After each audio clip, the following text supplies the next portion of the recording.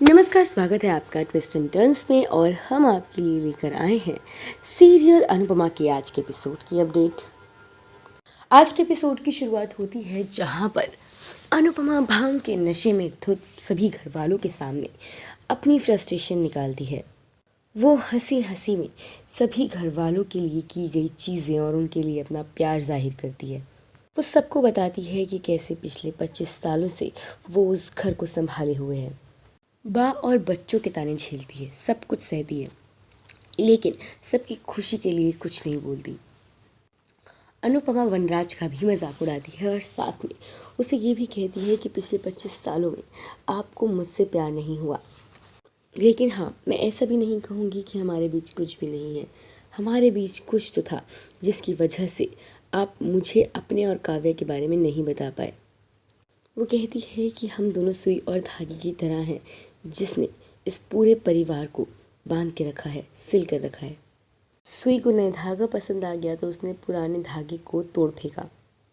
वो वनराज को लंबू, मुच्छड़ शाह और ना जाने क्या क्या बोलती है और हंसते हंसते वो अपनी सारी बातें जाहिर कर देती है। सभी घर वाले अनुपमा की बातें सुनकर इमोशनल हो जाते हैं। वनराज अनुपमा को बताता है कि वो सबके सामने है, पूरा परिवार सामने है। तो अनुपमा कहती है कि परिवार था, है और रहेगा, लेकिन अगर कोई नहीं होगा तो वो होगी अनुपमा। सभी लोग काफ़ी इमोशनल हो जाते हैं। अनुपमा राखी को भी कहती है और किंजल के बारे में उसे बताती है कि किंजल सूरत से नहीं, सीरत से भी बहुत ब्यूटीफुल है। वनराज अनुपमा की ये हालत देखकर समझ नहीं पाता कि उसको कैसे संभाला जाए। इतने में बा उसे कहती है कि अब इसको कमरे में लेके जा और सुला दे।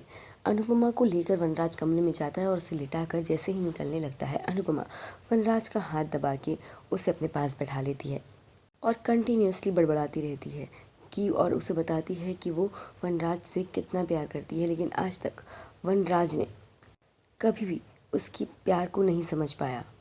राज समझ ही नहीं पाया कि अनुपमा इतना सब कुछ सिर्फ और सिर्फ उसके लिए कर रही थी। वनराज भी अनुपमा की पुरानी बातें सोचकर हंसने लगता है और उसके पास ही बैठा रहता है। वो उसके कलर्स को साफ करता है और यहाँ पर काव्या फ्रस्ट्रेशन में लॉयर से बात करती है। वो कहती है कि टाइम लगेगा डाइवोर्स में, लेकिन स्पीड अप करना आपका काम है। आप लोग इतनी ढील क्यों बरत रहे हैं। यहाँ रात में काव्या वनराज को कॉल करती है और उसे बहुत सुनाती है। वो कहती है, वैसे तो तुम होली खेलते नहीं हो, लेकिन अनुपमा के रंगों में रंगने में तुम्हें बड़ा मज़ा आ रहा था। वनराज बताता है कि अनुपमा बालकनी में रूम में आई थी और वो सीढ़ी अभी भी यहीं लगी हुई है। तो वो वनराज से कहती है, तो क्या तुम अनुपमा को निकाल नहीं सकते थे। वनराज कहता है कि वो भांग के नशे में थी। इतने में काव्या की नज़र बेड पर सोई अनुपमा पे पड़ती है। काव्या को और बुरा लगता है और वो चिढ़ जाती है। वो बड़ी ज़ोर से वनराज पे चिल्लाती है और वनराज फ़ोन काट देता है। यहाँ वनराज सोचता है कि अभी तक तो सब ठीक था, लेकिन सुबह वो अनुपमा को और अनुपमा उसे कैसे फेस करेगी। यहाँ सुबह होते ही अनुपमा को धीरे धीरे कुछ कुछ बातें याद आती हैं और अनुपमा को समझ में आता है कि वो नशे में थी और उसने पता नहीं क्या क्या कर दिया। वो खड़ी होती है कि उसे चक्कर आने लगते हैं। वनराज उसके लिए नींबू पानी लेकर आता है, उसे नींबू पानी देता है और उसे हेल्प करता है, बैठाता है और कहता है कि इसे पी लो, तुम्हें आराम मिलेगा। और वो कहता है कि अच्छा, मैं मुच्छड़ शाहूँ, और दोनों अपनी बात पर हंसने लगते हैं। इतने में बाबी वहाँ आती है और अनुपमा भी थोड़ा सा चिल्लाती है और यही हो जाता है आज के एपिसोड का दिन। अब कल के एपिसोड में आप देखेंगे कि वनराज अनुपमा के पास जाता है और कहता है कि 3 दिन में हमें लॉयर के पास आगे की प्रोसेस के लिए जाना है, फिर हमारा डाइवोर्स फाइनल हो जाएगा।